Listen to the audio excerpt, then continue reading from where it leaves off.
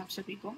आज एक नया टॉपिक पढ़ने वाले हैं, that is Cayley's Hamilton theorem. So इस टॉपिक को पढ़ते वक्त इंपॉर्टेंट चीज़ें जो आपको ध्यान में रखनी है, सबसे पहली definition. Most of the times question में पूछा जाता है what is Cayley's Hamilton theorem. So you should remember every square matrix that satisfy its own characteristic equation. You should always remember this definition क्योंकि ये कभी भी पूछी जा सकती है। नाउ केलीज हैमिल्टन थ्योरम जब आपसे पूछी जाएगी तो उसमें सिर्फ 3 तरह के क्वेश्चन ही अराइज हो सकते हैं। पहला क्वेश्चन ये हो सकता है कि आपको बोला जाएगा शो करो जो भी गिवन मैट्रिक्स है वो सैटिस्फाई करेगा खुद की कैरेक्टरिस्टिक इक्वेशन को। Secondly, they can ask you to find the inverse using Cayley's Hamilton theorem, and the last, they can ask you to find the value of any equation using your given matrix A. Right, so सिर्फ ये 3 question arise होंगे जब भी आपसे केलीज Hamilton theorem के बारे में पूछा जाएगा। पहली चीज़ आपको डेफिनेशन ध्यान रखनी है, और नेक्स्ट ये 3 क्वेश्चन ही अराइज होंगे, इसके अलावा कुछ अराइज नहीं हो सकता केलीज हैमिल्टन में। बस डिफरेंस ये आ जाएगा, मैट्रिक्स का ऑर्डर 2 हो सकता है, 3 हो सकता है, और कोई भी मैट्रिक्स का ऑर्डर हो सकता है, लेकिन क्राइटेरिया इस टॉपिक के ओरिएंटेड यही रहने वाला है। So to understand and make these things more clear to you, I have one example for you so that evaluating these 3 things from a given matrix will be easy and convenient to you. So here I have taken a matrix A as 2, 9, 1, 2. So here first of all I will form a characteristic equation. And to form a characteristic equation we have already discussed in the last class कि हमें कैसे form करनी है। So basically lambda square, ये जो 4 है ये हमारा ट्रेस निकल के आता है, और ये जो 5 है ये हमारा डिटर्मिनेंट होता है गिवन मैट्रिक्स का। ये हमने ट्रिक डिस्कस करी थी लास्ट क्लास में। ऑन दैट नोट मैंने एक कैरेक्टरिस्टिक इक्वेशन बनाई है which is actually equals to 0। Now अब नेक्स्ट स्टेज क्या आएगी, इस लैम्डा को मैं रिप्लेस करूँगी ए से। So this will be your equation in terms of A, that is in a way जिसमें आपका मैट्रिक्स डिफाइन हो रखा है। नाउ अब पहला पॉइंट समझने के लिए कैसे कोई भी मैट्रिक्स अपनी कैरेक्टरिस्टिक इक्वेशन को सैटिस्फाई करेगा, इसी रीजन की वजह से मैंने लैम्डा को ए से रिप्लेस किया है, so that the things and the picture will be clear to you.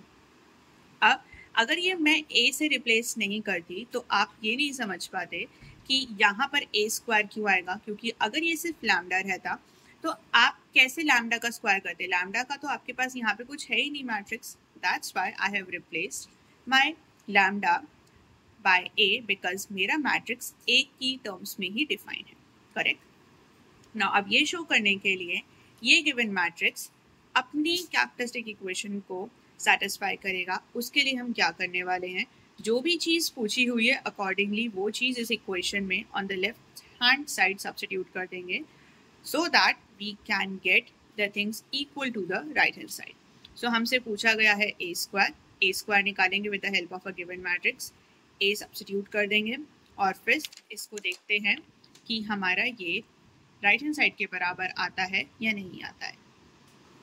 So here मेरे पास यहाँ पर है मेरा ए मैट्रिक्स, मैंने ए स्क्वायर निकाला। I think everyone knows how to take a product of 2 matrix, so I have evaluated it. Then अब A square ए मेरी ये कैरेक्टरिस्टिक इक्वेशन है, जहाँ जहाँ जो जो चीज़ पूछी है I am going to substitute. Now यहाँ पे मेरे पास 5 था, कुछ नहीं है, तो ऑब्वियसली यहाँ पे क्या आ जाएगा आपका आइडेंटिटी मैट्रिक्स। ए स्क्वायर आया 4 ए मैट्रिक्स -5 आइडेंटिटी मैट्रिक्स। 4 को इस मैट्रिक्स से मल्टीप्लाई किया, 5 को इस मैट्रिक्स से मल्टीप्लाई किया। अब आपके पास ये वाली फॉर्म बन गई है, इनको सॉल्व करोगे तो आपको मिलेगा 0 which is actually equals to 0। That means you have shown that your given matrix A satisfies its own characteristic equation because your left hand side is being equals to your right hand side। तो आपका पहला stage खत्म हो चुका है, that's why hence satisfied। Next stage आ रहा है कि आपको क्या निकालना है, इनवर्स। सो इनवर्स निकालने के लिए अगेन हेल्प लेनी पड़ेगी किसकी, कैरेक्टरिस्टिक इक्वेशन की। सो कैरेक्टरिस्टिक इक्वेशन ये है मेरे पास, इस पूरी इक्वेशन को किससे मल्टीप्लाई करेंगे, ए इनवर्स के साथ। ए इनवर्स के साथ पूरी इक्वेशन को मैं मल्टीप्लाई कर रही हूँ। A square A inverse will gives me A inverse and A will gives me I, और यहाँ पे इनवर्स एज इट इज। अब जिस भी क्वांटिटी के पास ए इनवर्स है उसको मैं दूसरी साइड शिफ्ट करती हूँ और मेरे पास सिर्फ ये क्वांटिटी बच जाएगी। इनकी वैल्यूज मैं सब्स्टिट्यूट कर सकती हूँ। ए मेरे पास गिवन मैट्रिक्स है, आई मेरे पास आइडेंटिटी मैट्रिक्स है, और ये जो 5 है वो इसके 1/5 में इधर शिफ्ट हो जाएगा। So exactly I have put the things in this way only and will get a result as like this. Simply मैंने सॉल्व किया, सब्ट्रैक्ट किया। Now the last stage I have consider कि मुझे इस इक्वेशन की value निकालनी है with the help of a given matrix. So simply मैंने इक्वेशन यहाँ पे कंसिडर करी।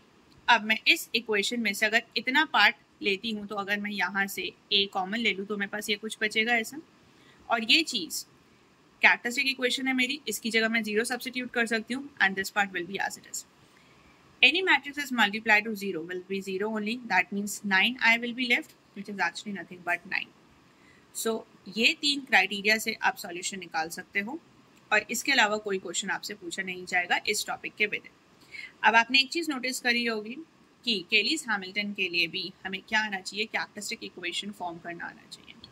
सो जिनको भी डाउट है कैरेक्टरिस्टिक इक्वेशन कैसे बनती है, मैंने लास्ट वीडियो में अच्छे से डिस्कस कर लिया है। Please go back and please clear your doubts, and then this topic will be also easy for you. And with this we have came to the end of this chapter, और बाकी के जितने chapters बचे हैं उनका जल्दी से discussion हम अगली वीडियोस में कर लेंगे, so that your whole syllabus will be covered easily and we'll discuss only the important topics, not more than that. Thank you so much.